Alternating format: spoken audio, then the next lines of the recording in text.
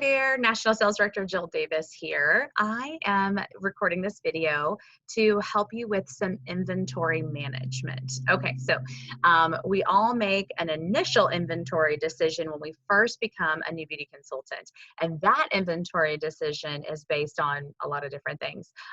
Maybe it's based on our current finances, it's based on our confidence, it's based on what we think or believe that we can and will do with our Mary Kay business.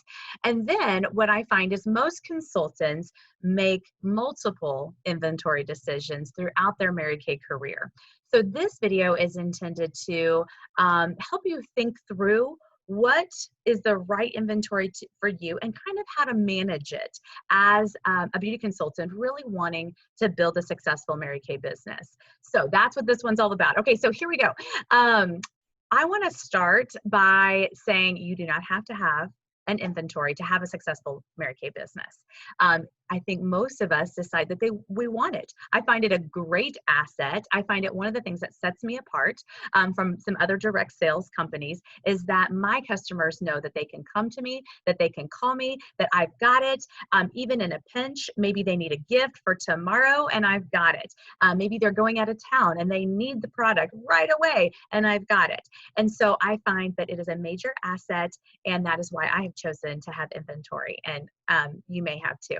Okay, so a lot of other benefits of having a good amount of inventory, we're going to call it the right inventory, and that is that it can save cost. Save on shipping costs. So our goal with any business is to keep costs down and profits high. So one of the things that you can do in order to do that is to make sure that you're not spending a lot of money on paying shipping to get your products. Now, Mary Kay has negotiated an amazing flat rate shipping for us, and so we love that. But it's still, if you're ordering all the time, that shipping cost can eat into your profit. But just giving that great customer service, I have found has been so worth it.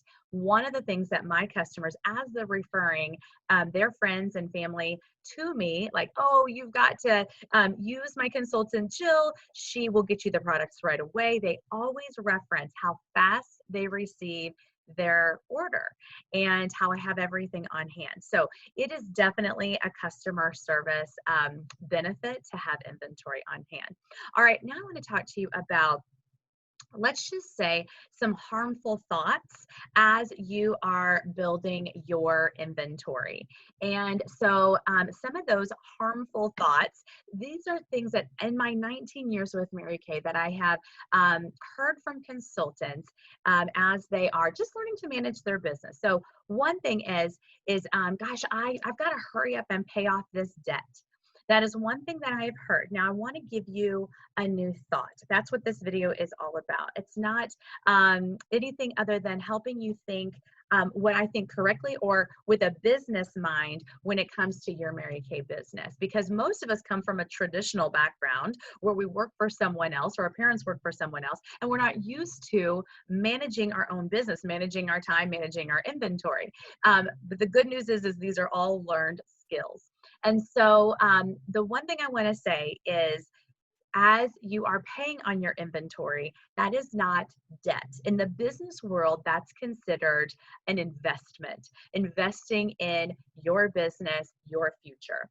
And so I want to make sure that you have a plan of action to pay off your inventory, but that is not hindering what you consider to be successful or even making money as a new beauty consultant. Consider this. Let's say there's a new ice cream shop that comes to your town, and you go check it out. And there's a line that wraps around the building, and you're like, wow, they're clearly making tons of money. They're doing awesome. This is so great. But if you went and looked at their books, they probably owe rent, or maybe if they purchased the building, they owe on that. They probably owe on products. They have payroll to pay for. They have several things, maybe their decor, whatever, things that they still owe on. However, they're taking a profit. You would never consider them to not make money just because they owe on some of their business expenses. Okay, so that being said, like I said, have a plan of action. But I want to tell you about a story. I had a consultant come to me one day. Now, this is at our success meeting. We had just crowned her queen of sales for the week. And she came to me afterwards and she said, Jill, I'm not making money with my Mary Kay business. And I said, how could you not be making money? Like, you're selling, you're doing great. And so as we were talking, she said, well, I sell the product and then I have to order the product, and I sell the product and then I have to order the product, and I'm back and forth and back and forth. And, I have like part of it and then I have to order more. And I said, oh, you just don't have the right amount of inventory. So here's the thing. Our goal is to have a full store of inventory. Now, a full store of inventory is going to look a little different for everybody depending on your customers and how often you work your Mary Kay business.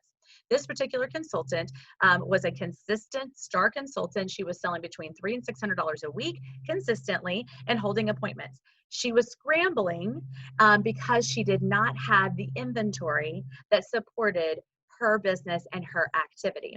So I explained to her how she might consider investing in, bumping, what I call bumping up your inventory and getting a full store of inventory so that she had the products that she sold. She would sell them, collect the money, good to go. I'll follow up with you. Same thing. Next person, sell them, collect the money. I'll follow up with you. And maybe placing one, maybe two orders a month instead of constantly placing orders where, again, the shipping is eating into her profit, and she's just never getting her footing to take a profit. So what she chose to do is she chose to invest and bump up her inventory and get a full store of inventory. Within a couple of weeks, she said, I'm having so much fun. I'm selling even more product and I'm taking a profit. Thank you so much.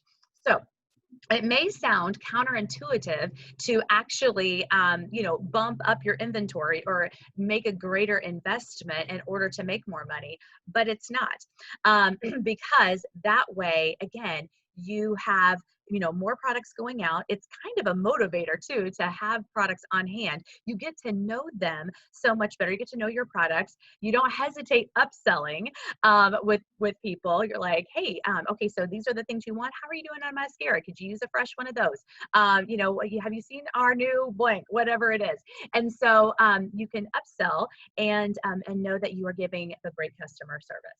Okay, so another, I would say, harmful thought that I've heard in the past is that I need to sell down on my inventory before I purchase more. Okay. So again, let's just paint a picture. Let's say that you go into a grocery store. I want you to think about where you purchase groceries, and you purchase them there probably for multiple reasons. And they have what you want. You like their price point. They're close to you. All these things. But you go in there one day, and you're going with your shopping cart, and you go down the bread aisle, and you're like, oh, what happened here? They're a little bit wiped out. You're like, okay, I don't see the normal brand I buy. Okay, I don't see the backup brand. Okay, here's a brand over here. Okay, there's a couple of loaves left. I'll go ahead and take those because we need bread. And okay, so then you go down the next aisle, and kind of the same thing. It's the coffee aisle, and you're like, okay, I don't see the normal coffee I get. Okay, I'll just grab this other coffee. I'm sure it's okay. So then you go down and you're looking for this other ingredient. It's a little more maybe rare ingredient. They don't have it. You go to the refrigerated section, and you find with the milk, and you go, oh wow, I normally get skim milk. They're totally out of skim milk. Okay, I guess I'll get some 2% and kind of explain it to my family this week. So as you're checking out, they say, how are you doing? And, did you find everything that you're looking for today? And you're like, no, actually I didn't. What's going on? Like, you guys seem to be kind of wiped out. And the cashier says, yeah, actually our management decided that they really needed to sell down on the inventory before they got more.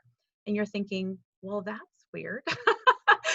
Because the idea is for any retailer that when you go in, the items that you are looking for are readily available, that the bread aisle, as they sell out, that they are restocking. So they have a full bread aisle. Same thing with the milk. People are buying milk. You got somebody back there in the refrigerated section putting more out.